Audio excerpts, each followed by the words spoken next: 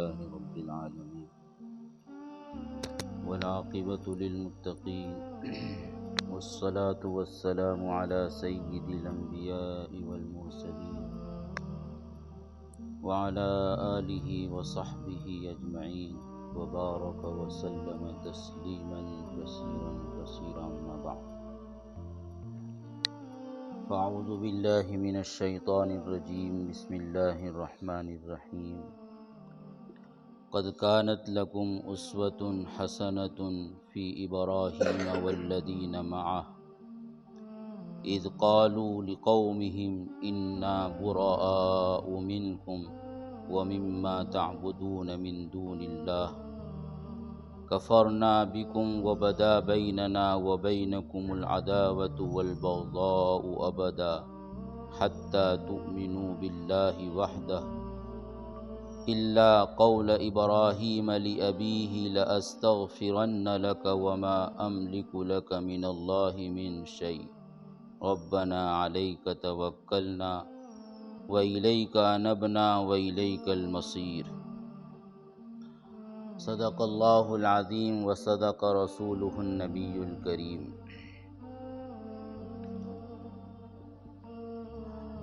اس وقت ملک میں جو حالات چل رہے ہیں وہ ہم میں سے کسی سے مخفی نہیں ہیں، اور خاص طور پر اہل ایمان کے لیے، مسلمانوں کے لیے اس ملک میں اپنی شناخت کے ساتھ اور اپنی پہچان کے ساتھ اور اپنے مکمل دین کے تحفظ کے ساتھ رہنے کی جو کشمکش کا مسئلہ ہے وہ انتہائی اہم اور سنگین مسئلہ ہے، اور ان حالات میں زندگی کے ہر شعبے میں اور ہر میدان میں کرنے والوں کے لیے بہت سے کام ہیں۔ سیاسی میدان میں، پولیٹیکل لائن میں ہمیں کیا کرنا چاہیے، معیشت کے میدان میں، معاشی میدان میں، ایکومینک لائن سے مسلمانوں کو کیا طرز عمل اختیار کرنا چاہیے، سماجی اعتبار سے اور سوشل ورک کے اعتبار سے مسلمانوں کا کیا کردار ہونا چاہیے، ان کی کیا منصوبہ بندی ہونا چاہیے، اس طرح کے زندگی کے شعبوں میں بے شمار مسائل ہیں اور بے شمار کرنے کے کام ہیں، لیکن اگر غور کیا جائے تو سب سے زیادہ اہم مسئلہ اور سب سے پہلا مسئلہ وہ ہے مسلمانوں کا ایمان پر جمنا، اسلام پر استقامت اور اپنے دین کا تحفظ اور شعائر دین کی حفاظت، اپنے لیے، اپنی قوم کے لیے اور اپنی نسلوں کے لیے۔ ظاہر ہے کہ یہ سب سے اہم مسئلہ ہے اور سب سے پہلا مسئلہ ہے۔ قرآن مجید میں اللہ تبارک و تعالیٰ نے قوموں کے جو واقعات بیان کیے ہیں اور انبیاء علیہم السلام کی جو سرگزشت سنائی ہے، تو ان میں اس طرح کے حالات سے تقریباً تمام قومیں دوچار ہوئی ہیں، یعنی اس سرزمین میں اور دنیا کی تاریخ میں مسلمانوں کے ساتھ پیش آنے والا کوئی یہ پہلی مرتبہ کا مسئلہ نہیں ہے، بلکہ انسانی تاریخ میں ہر دور میں مسلمانوں کے ساتھ اسی طرح کا مسئلہ پیش آتا رہا ہے، حتیٰ کہ نبیوں کی زندگی میں بھی اور رسولوں کی بعثت کے بعد بھی اس طرح کے کشمکش کے حالات اور سنگین قسم کے حالات سے قومیں دوچار ہوئی ہیں، اور انبیاء علیہم السلام کی مجموعی تعلیمات کو اگر ہم دیکھیں تو اس طرح کے سنگین حالات میں نبیوں نے اپنی امتوں سے اور اپنی قوم سے جو بات کہی ہے وہ یہ کہی ہے کہ لوگو تم اپنے دین پر جمے رہو، صبر سے اور استقامت سے کام لو۔ صبر و استقامت سے کام لینے کی ان حالات میں انبیاء علیہم السلام کی تعلیمات میں ہمیں نمایاں پیغام ملتا ہے۔ بنی اسرائیل جن کی طرف حضرت موسیٰ علیہ السلام اور حضرت ہارون علیہ السلام ایک نبی اور رسول کی حیثیت سے مبعوث ہوئے تھے، اور اس بنی اسرائیل کی قوم کو فرعون نے اور اس کے درباریوں نے انتہائی درجے کی غلامی میں جکڑ رکھا تھا، اور بدترین درجے کا ظلم فرعون کی طرف سے اور فرعونیوں کی طرف سے بنی اسرائیل پر کیا جا رہا تھا۔ حضرت موسیٰ علیہ السلام جب مبعوث ہوئے اور اللہ کی طرف سے پیغام لے کر فرعون کے پاس گئے، اور جو کچھ بھی ہوا قرآن نے اس کو بار بار بیان کیا ہے، لیکن حضرت موسیٰ علیہ السلام کی دعوت کے بعد اور ان کی اصلاحی کوششوں کے بعد فرعون کی طرف سے ظلم رکنے کے بجائے مجموعی حالات سے معلوم ہوتا ہے کہ فرعون کی طرف سے بنی اسرائیل پر ظلم اور بڑھ گیا تھا،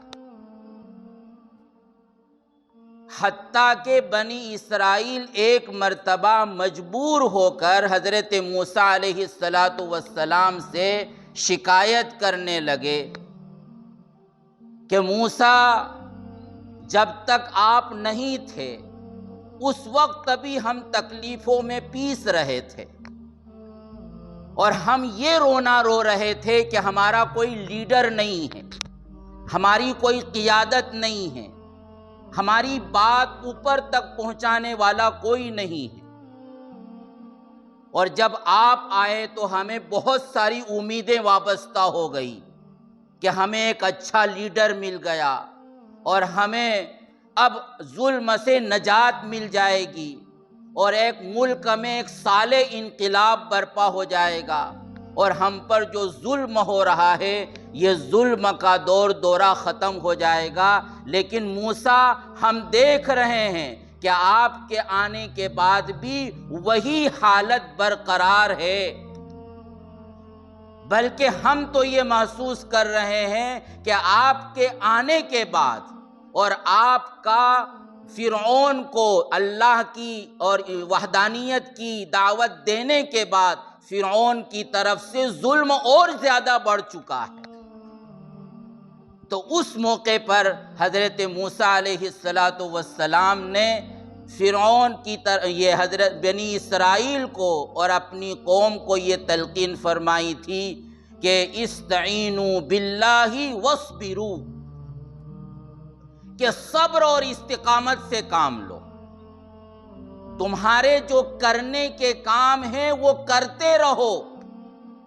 اور ظلم چاہے جتنا زیادہ بڑھ جائے لیکن تم کبھی بھی اپنے نظریے سے، اپنے دین سے اور اپنے اسلام سے کسی بھی لمحے منحرف ہونے کا ارادہ بھی مت کرو، تم جمے رہو استقامت اختیار کرتے رہو اور صبر و صلات کے ذریعے اللہ سے مدد طلب کرتے رہو۔ ان قریب ایک وقت آئے گا کہ غلبہ تمہارا ہوگا اور دشمن کو شکست ہوگی، اس کی سازشیں ناکام ہوں گی، لیکن تم کو صبر کرنا پڑے گا، اور ہو سکتا ہے کہ یہ صبر کی مدت طویل ہو جائے اور انتہائی طویل ہو جائے۔ یہ اللہ کی طرف سے تمہاری اللہ آزمائش ہے کہ تم ان حالات میں دین پر جمتے ہو یا نہیں جمتے ہو، ایمان کے تقاضوں کو پورا کرتے ہو یا نہیں پورا کرتے ہو، اسلامی غیرت اور ایمانی حمیت کے تقاضے تمہارے طرف سے کتنے پورے ہو رہے ہیں۔ اللہ کی طرف سے یہ تمہاری سخت آزمائش ہے اور تمہارا سخت امتحان ہے۔ اور ایک وقت آیا کہ جب یہ بنی اسرائیل حضرت موسیٰ علیہ السلام کا صبر کے ساتھ، استقامت کے ساتھ دیتے رہے، تو اگرچہ مدت طویل ہوئی، لیکن ایک وقت آیا کہ اللہ تبارک و تعالیٰ نے پوری کے پوری قوم کو فرعون سے، فرعونیوں سے نجات دلا دی اور ان کا دشمن ناکام ہوا، اللہ تبارک و تعالیٰ کی پکڑ کا شکار ہوا۔ تو یہ وقت کا اہم تقاضا ہے۔ لیکن دوستو، صبر و استقامت کے لیے ضروری ہوتا ہے کہ ہم اپنے اندر دین کی سمجھ پیدا کریں۔ جب تک دین کی سمجھ پیدا نہیں ہوگی، ظاہر ہے کہ وہاں تک ہم دین کے تقاضوں کو پورا نہیں کر سکتے، بلکہ سیاست کے میدان میں، معاشی میدان میں، سماجی میدان میں جتنے بھی کرنے کے کام ہیں، ان سب کرنے کے کاموں کے لیے بھی دین کی سمجھ ضروری ہے۔ ورنہ ایک آدمی کے اندر بہت اچھا جذبہ ہوتا ہے، اس کی نیت اچھی ہوتی ہے، اس میں خلوص ہوتا ہے، اور وہ انسانیت کی خدمت کے جذبے سے، انصاف کے تقاضے کے جذبے سے کوئی قدم اٹھاتا ہے، لیکن دین کی سمجھ نہ ہونے کی وجہ سے وہ دین کی حدود کو پار کر جاتا ہے، اور اس کے نتیجے میں بجائے اس کے کہ اللہ کے یہاں اس کا کام مقبول ہو، وہ اللہ کی نظر سے مردود ہو جاتا ہے۔ آج ہم دیکھ رہے ہیں بہت سے جبے قبے والے بھی آپ کو نظر آ جائیں گے کہ جن کی زبانوں پر یہ ہے کہ انسانیت سب سے بڑا مذہب ہے، انسانیت سب سے بڑا مذہب ہے۔ اب کہنے کو تو بہت اچھی بات ہے، لیکن واقعہ یہ ہے کہ اگر ہم غور کریں تو یہ کفریہ جملہ ہے۔ اس نے گویا اسلام کا انکار کر دیا، اس نے قرآن و سنت کا انکار کر دیا، اور اس نے یہ کہا کہ اسلام سے بھی بڑھ کر، دین سے بھی بڑھ کر، اللہ کے پیغام سے بھی بڑھ کر، اور قرآن و سنت کی دعوت سے بھی بڑھ کر پہلے انسانیت ہے، اس کے بعد سب کچھ۔ تو یہ کیوں ہو رہا؟ اس لیے کہ ہو سکتا ہم یہ ان کی نیتوں پر حملہ نہیں کرتے کہ وہ گویا دین کے دشمن ہیں، اسلام کے دشمن ہیں، نہیں، ہو سکتا ہے کہ وہ دین کی اور اسلام کی خدمت کرنا چاہ رہے ہوں، لیکن ان کے اندر چونکہ دین کی سمجھ نہیں ہے، دین کی حدود ان کو معلوم نہیں ہے، ان کو معلوم نہیں ہے کہ کہاں کون سا قدم کس طرح رکھا جاتا ہے، تو اس کے نتیجے میں وہ اس طرح کی باتیں کرتے ہیں۔ اور بہت سے لوگ جو جبے قبے والے آپ کو نظر آئیں گے، جو داڑھی ٹوپی والے بھی نظر آئیں گے، لیکن ساتھ ہی وہ دوسرے قسم کے نعرے بھی لگا رہے ہوں گے، اور وہ ایسے نعرے ہوں گے کہ جو انسان کے دل سے ایمان کو نکال دیتے ہیں، ایمان کا نور ختم ہو جاتا ہے، اس کی جگہ پر کفر کی محبت دل میں بیٹھ جاتی ہے۔ تو زبان کے بول ایسے ہونے جا رہے ہیں، ایسے کام کیے جا رہے ہیں، تو یہ سب کیوں ہو رہا ہے؟ اس بنیاد پر ہو رہا ہے کہ ان کے اندر دین کی سمجھ نہیں، دین کی سمجھ نہ ہو وہاں تک دین پر قائم رہنا، وہاں تک دین پر جمنا، دین کے تقاضوں کو پورا کرنا اور اسلامی حمیت اور ایمانی غیرت کے ساتھ قدم اٹھانا یہ دوستو ممکن نہیں۔ تو اس سلسلے میں اس وقت جو سب سے زیادہ جس بات کو سمجھنے کی ضرورت ہے، میں چاہتا ہوں کہ وہ پیغام قرآن کی آیات کی روشنی میں آپ کے سامنے پڑھ کر سناؤں۔ قرآن مجید نے ایسے ہی موقع کے تعلق سے ایک اہم پیغام سورہ ممتحنہ میں دیا ہے۔ 28ویں پارے میں ایک سورت ہے سورہ ممتحنہ، آپ بعد میں بھی وقت نکال کر کوئی اچھا اور معتبر ترجمہ قرآن مجید کا یا کوئی تفسیر اچھی آپ کے پاس ہو تو اس کو پڑھیں، بار بار پڑھیں اور اس میں یہ دیکھیں کہ اللہ کی طرف سے کیا پیغام ہے، کیا سبق ہے، ہم کہاں تک غیروں کے ساتھ جا سکتے ہیں اور کہاں ہمارے لیے رک جانا ضروری ہے۔ سب سے پہلے میں اس سورت کا پس منظر بیان کر دوں کہ یہ سورت کس پس منظر میں، اس کا بیک گراؤنڈ کیا ہے۔ اس کا بیک گراؤنڈ یہ ہے کہ ایک صحابی تھے، بہت مخلص مسلمان تھے، انہوں نے بدر میں شرکت کی تھی جو اسلام کا سب سے پہلا غزوہ، اور ہم سب جانتے ہیں کہ وہ صحابہ کہ جو بدری ہیں یعنی جنگ بدر میں جنہوں نے شرکت کی تو اللہ تبارک و تعالیٰ نے ان کی مغفرت کا اعلان کر دیا کہ آئندہ اگر وہ کوئی عمل نہ بھی کریں مان لیجئے تو بھی اللہ تبارک و تعالیٰ ان کو معاف کر دے گا۔ تو بدری صحابہ کی بہت بڑی فضیلت، انہی صحابی میں سے ایک صحابی ہیں جن کا نام ہے حاطب ابن ابی بلتعہ۔ ان سے ایک غلطی ہو گئی،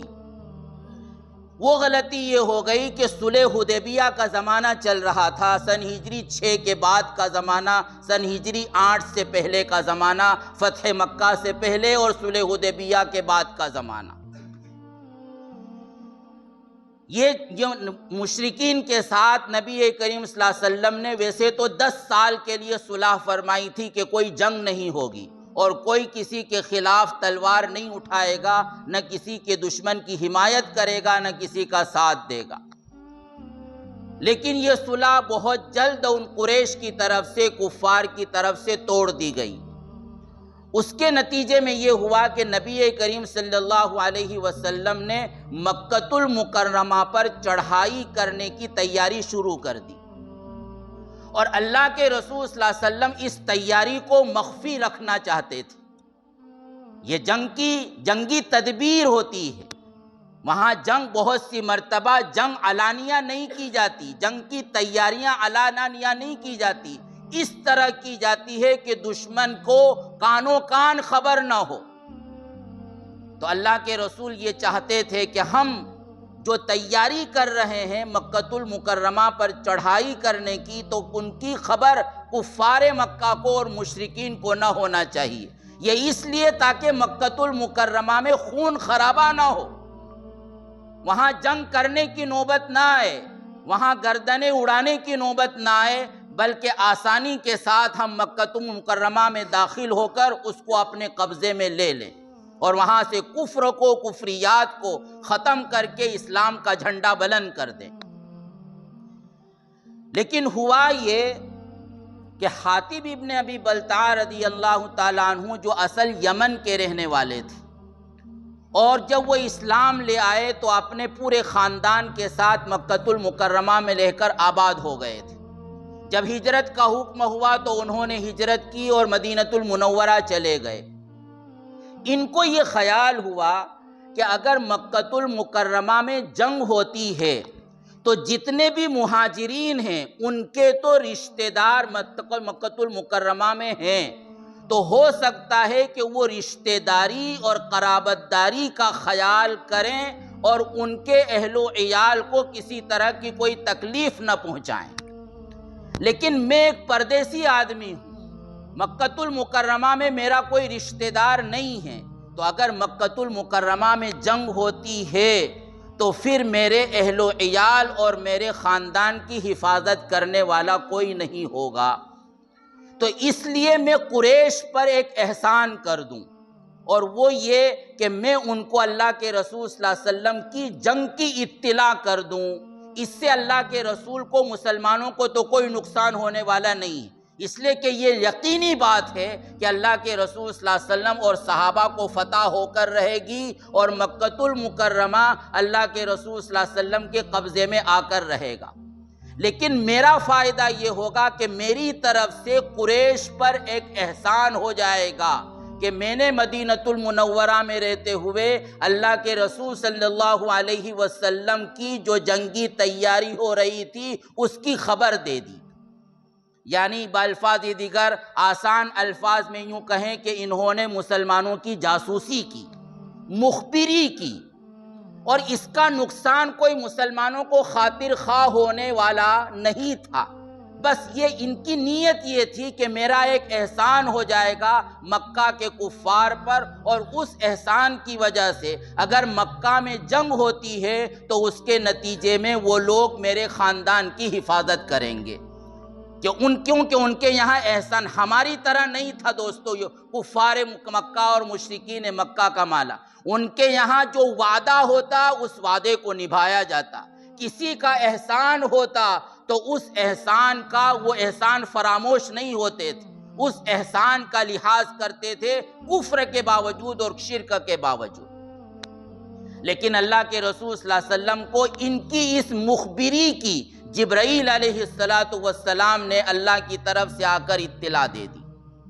اور اس پر ان کی باز پرس ہوئی کہ تم نے ایسا کیوں کیا۔ حضرت عمر تو غصے میں آ گئے اور کہنے لگے کہ اللہ کے رسول اجازت دیجئے میں اس منافق کی گردن اڑا دوں، کہ مسلمان ہوتے ہوئے کوئی ایسا کام نہیں کر سکتا۔ اللہ کے رسول نے کہا کہ نہیں، یہ بدری صحابی ہے، اور ان کی پوری گفتگو سے ہمیں معلوم ہوا کہ ان کی نیت مسلمانوں کو نقصان پہنچانے کی نہیں تھی۔ ان سے غلطی ہوئی ہے، اگر یہ توبہ اور استغفار کر لیں گے اللہ تعالیٰ ان کو معاف کر دے گا۔ اس پورے بیک گراؤنڈ میں یہ صورت نازل ہوئی، اور اس صورت کے اندر جو پیغام دیا گیا ہے وہ یہ ہے کہ کفار اور مشرکین کے ساتھ ہمارا تعلق کیا ہونا چاہیے، کس حد تک ہم ان کے ساتھ تعلق رکھ سکتے ہیں، اور کس موقع پر ہمیں مکمل براءت کا اظہار کرنا، لا تعلقی کا اظہار کرنا، اور صاف صاف یہ کہہ دینا کہ چاہے ہمارا تمہارا کیسے ہی رشتہ آج تک کیوں نہ رہا ہو، چاہے ہمارا خاندانی رشتہ کیوں نہ ہو، چاہے تم ہمارے ماں باپ کیوں نہ ہو، تمہاری اولاد کیوں نہ ہو، چاہے تم بھائی بہن کیوں نہ ہو، لیکن اگر تم کافر ہو، اگر تم مشرک ہو تو سن لو، ہمارا راستہ الگ ہے، تمہارا راستہ الگ ہے۔ ہم تمہارے راستے کو کسی بھی صورت میں اختیار نہیں کر سکتے، اور تم جب تک ہمارے والے راستے کو اختیار نہیں کرو گے ہمارا اور تمہارا کسی طرح کا کوئی تعلق نہیں رہے گا۔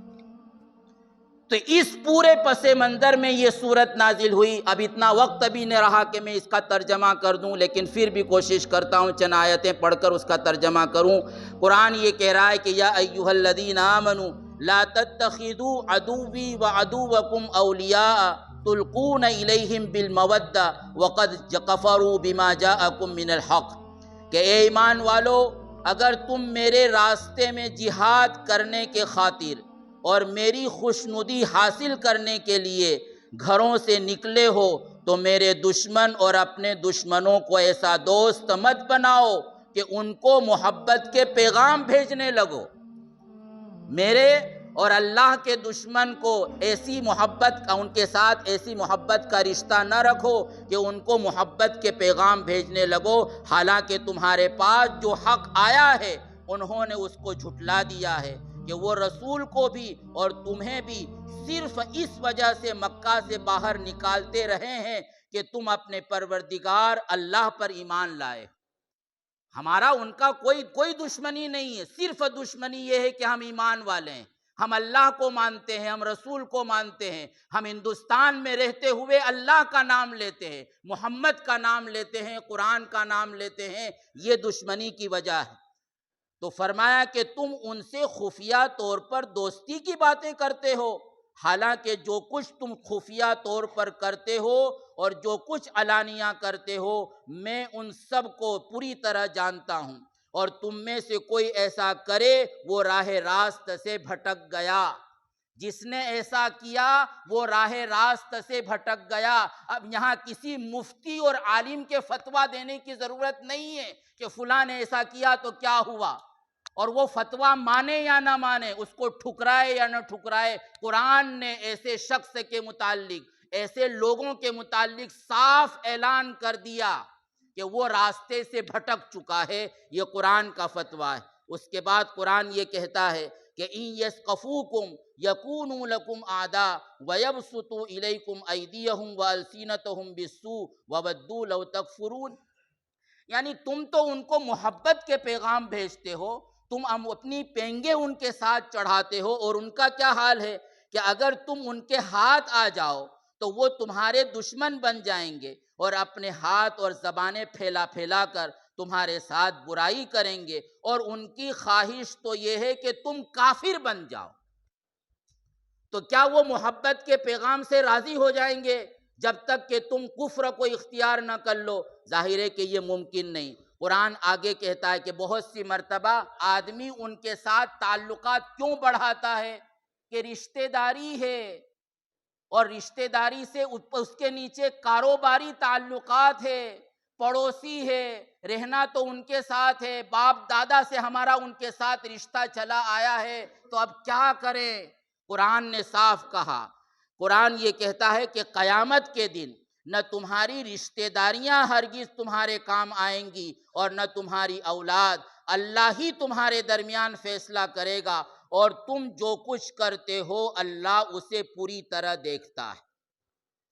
یہ پیغام دیا قرآن نے، اور اس کے بعد قرآن نے ایک نمونہ پیش کیا ہے حضرت ابراہیم علیہ السلام کا۔ مختصر ہم سب جانتے ہیں کہ ابراہیم نے عراق میں رہتے ہوئے جب اپنی اللہ کی وحدانیت کی دعوت دینا شروع کی تو اپنا پورا گھرانہ ان کا دشمن ہو گیا، اور پھر حکومت تک بات پہنچی تو حکومت دشمن ہو گئی۔ پورا گھرانہ، پوری قوم اور حکومت وقت آپ کی دشمن ہو گئی، اور آپ کو گویا وہ مار ڈالنے کی کوشش کی، زندہ جلانے کی کوشش کی، لیکن اللہ نے حفاظت فرمائی۔ اس موقع پر حضرت ابراہیم نے اپنی جان بچانے کے لیے، اپنے خاندان کو بچانے کے لیے، اپنے گھر بار کو بچانے کے لیے ان کے ساتھ محبت کے پیغام شیئر نہیں کیے، ان کے ساتھ اپنے تعلقات کو استوار کرنے کی کوشش نہیں کی، بلکہ ابراہیم نے صاف کہا، کیا کہا؟ قرآن یہ کہہ رہا ہے کہ قد کانت لکم اسوۃ حسنۃ فی ابراہیم والذین معہ،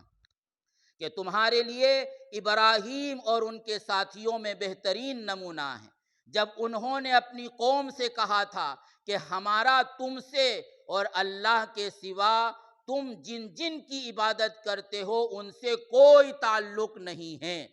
ہم تمہارے عقائد کے منکر ہیں، اور ہمارے اور تمہارے درمیان ہمیشہ کے لیے دشمنی اور بغض پیدا ہو گیا ہے جب تک کہ تم صرف ایک اللہ پر ایمان نہ لاؤ۔ یہ تھا ابراہیم کا کھلا براءت کا اعلان کرنا۔ تو دوستو اس طرح جب تک ہم کفر سے کھلی براءت کا اعلان نہیں کریں گے، اور اپنی جان کے ڈر سے، اپنے مال کے ڈر سے، اپنے کاروبار کے ڈر سے، اپنی ملازمت کے ڈر سے اگر ان کو محبت کے پیغام شیئر کرتے رہے ان کی دشمنیوں کے باوجود،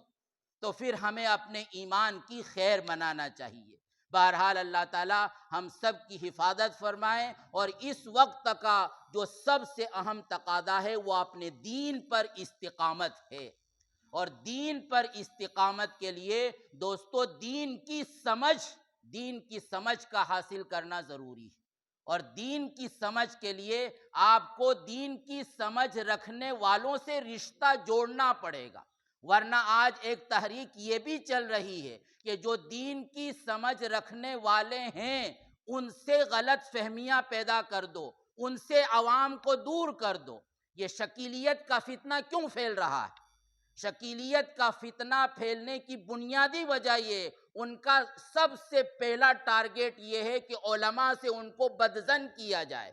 دین کی سمجھ رکھنے والوں سے ان کو اتنا بدگمان کر دیا جائے کہ کوئی نئی بات آئے تو وہ ان سے نہ پوچھیں بلکہ کسی کہیں بات پر اعتماد کر کے اس کے پیچھے چلنا شروع کر دیں۔ ارے مہدی کے تعلق سے، عیسیٰ علیہ السلام کے تعلق سے اتنی واضح ہدایات موجود ہے کہ ایک عام مسلمان بھی ان واضح ہدایات کو پڑھ لے تو کبھی بھی شکلیت کے فتنے کا شکار نہیں ہو سکتا۔ لیکن لوگ اچھے لوگ شکار ہو رہے ہیں، داڑھی ٹوپی والے لوگ شکار ہو رہے ہیں، نمازی شکار ہو رہے ہیں، تہجد گزار شکار ہو رہے ہیں، اونچا پائجامہ پہننے والے شکار ہو رہے ہیں۔ کیوں شکار ہو رہے ہیں؟ کہ ایک تو ان کو پہلے سے دین کی پوری سمجھ نہیں تھی، اور پھر ان کو علماء سے بدظن کر دیا گیا، تو جب ایک نئی بات ان کے دماغ میں ڈال دی گئی تو اس نئی بات کو علماء سے شیئر کرنے کے بجائے اس پر انہوں نے یقین کر لیا اور علماء سے بدگمان ہو کر اس راستے پر چلنا شروع کر دیا، جس کے نتیجے میں وہ گمراہ ہو گئے، مرتد ہو گئے اور ایمان سے منحرف ہو گئے۔ تو اس لیے دوستو، یہ دور کوئی آسان دور نہیں ہے، یہ سخت فتنے کا دور ہے۔ قدم قدم پر ہمیں بہت سوچ سمجھ کر فیصلہ کرنے کی ضرورت ہے۔ اللہ تعالی ہم سب کی حفاظت فرمائے اور ہماری نسلوں کی حفاظت فرمائے۔ آمین وآخر دعوانا الحمدللہ رب العالمین۔